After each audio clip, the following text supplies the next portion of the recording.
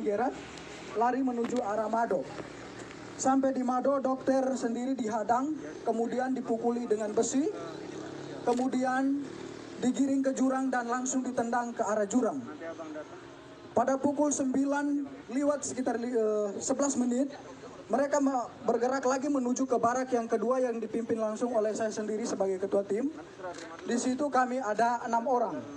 Saya sendiri sebagai ketua tim, Paman Selo, Paman Emmanuel Abi, Paman Patra, Suster Christine, Suster Anti dan juga Suster Ella yang sudah menjadi almarhum. Pada saat itu juga mereka melakukan hal yang sama, menghancurkan kaca-kaca jendela dan juga memukul pintu-pintu, berusaha untuk masuk ke dalam untuk menyerang kami. Mereka juga menyiram bensin di sekitar barak medis dan juga mulai membakarnya. Saat pembakaran terjadi, yang ada di dalam puskesmas hanya tersisa saya, Paman Patra dan juga ketiga suster itu. Paman Eman saat itu berada di dalam puskesmas karena sedang buang air besar. Pada saat itu sedang terjadi pembakaran, saya sendiri meminta untuk ketiga teman putri saya atau suster untuk kami segera keluar dari dalam barak itu. Tetapi karena mereka perempuan tidak bisa mengantisipasi situasi, sehingga mereka memilih lebih tenang di dalam barak itu. Makin lama asap makin tebal, rumah sudah mulai barak sudah mulai terbakar, sehingga saya memilih untuk mengurung ketiga teman suster tadi bersama saya langsung di dalam kamar WC karena agak lebih aman. Sekitar pukul 9 lewat 20 menit sudah tidak bisa ditahan lagi karena memang rumah sudah plafon-plafon yang terbakar sudah mulai pada runtuh. Sehingga saya memilih untuk mengajak ketiga suster ini untuk keluar dari dalam barak medis. Pada saat kami berusaha untuk lari menghindari amukan KKB, kami memilih lari ke depan, mereka sudah menghadang kami pada posisi depan. Kemudian saya berusaha merangkul ketiga suster menuju ke jurang, tetapi sampai di belakang jurang yang ada di belakang barak medis juga mereka sudah berada di situ dengan diperlengkapi senjata dan juga busur dan anak panah. Akhirnya saya berusaha untuk mengamankan ketiga suster ke rumah warga yang terdekat jaraknya sekitar 5 meter dari barak medis itu. Sesampainya di situ mereka juga ada di situ berusaha untuk membakar rumah warga yang di sebelah. Akhirnya saya memilih untuk mengamankan ketiga suster di dalam gedung di dalam kamar mandi dari rumah masyarakat itu. Sekitar 30 menit kami berada di dalam kamar WC. Kejadian semakin brutal, mereka semakin membabi buta, memanah teman kami Paman Emmanuel Abi. Kemudian mereka mulai membakar rumah-rumah warga dan juga pasar, serta bank, rumah distrik yang ada di sekitaran barak medis itu. Kejadian semakin brutal, akhirnya saya mengambil keputusan untuk kami bisa mengamankan diri. Dalam hitungan detik saja, saya sebagai laki-laki mengamankan 3 orang perempuan pastinya tidak bisa karena mereka mengejar kami dengan senjata dan juga busur dan anak panah. Tidak ada jalan lagi, kami memilih lari ke depan, mereka sudah menghadang ke samping kiri kanan dan juga mereka sudah menghadang semua. Akhirnya di belakang kami terdapat jurang yang cukup terjal, kedalamannya sekitar 500 meter dengan sudut ketajamannya itu sekitar 90 derajat. Tanpa berpikir panjang, saya bertanya kepada ketiga suster itu bagaimana kita harus mengamankan diri. Mereka menjawabnya, kita lompat saja.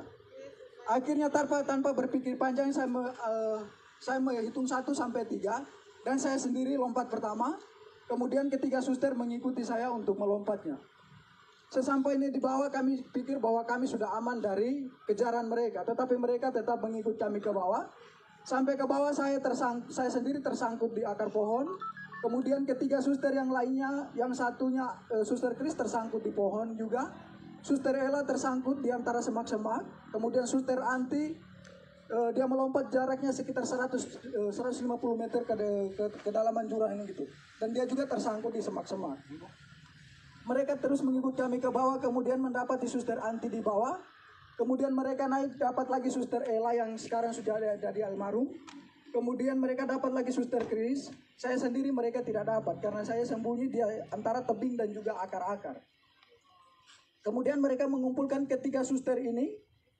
Kemudian mereka semakin membabi buta. Mereka mulai menelanjangi suster dengan tidak membuka pakainya secara sopan, tetapi mereka menelanjangi dia dengan parang tajam atau parang, langsung dipotong saja pakaian mereka, mulai dibuka dari baju sampai celana dalam semuanya. Mereka tiga ditelanjangi, kemudian mulai dianiaya secara tidak manusiawi. Paha mereka ditikam, muka mereka ditonjok, kemudian minta maaf tetapi kemaluan mereka ditikam juga dengan parah. Kejadian semakin brutal karena jumlah mereka semakin banyak. Akhirnya suster-suster ini tidak berdaya lagi. Mereka semakin lemah, akhirnya mereka pingsan.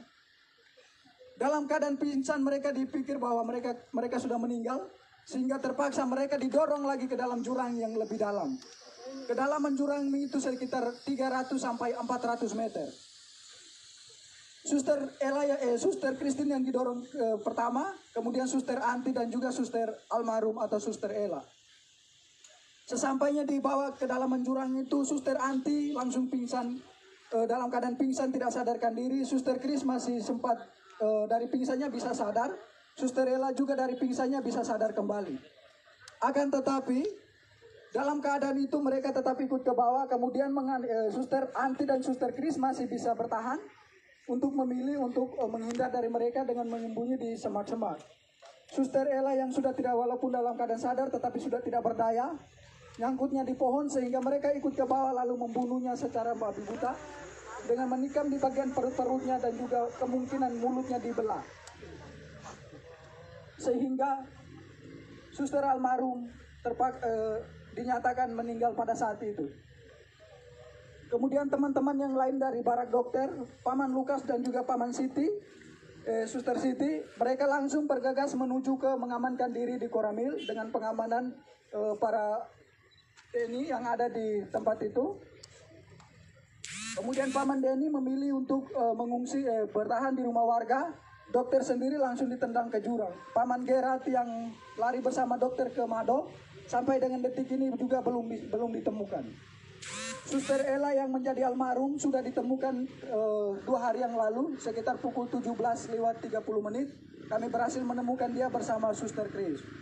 Suster Chris bertahan selama 3 hari berada di bawah jurang itu. Puji Tuhan dia masih hidup. Yang meninggal hanya Suster Ella. Dia sudah ditemukan dalam keadaan tidak bernyawa. Mukanya sudah penuh pada belatung karena dibelah semua. Luka-lukanya sudah pada belatung semua. Dan kemungkinan ini hari ke-5, ke-6 ya. Sehingga mungkin almarhum tinggal tulang atau daging, sisa-sisa dagingnya saja.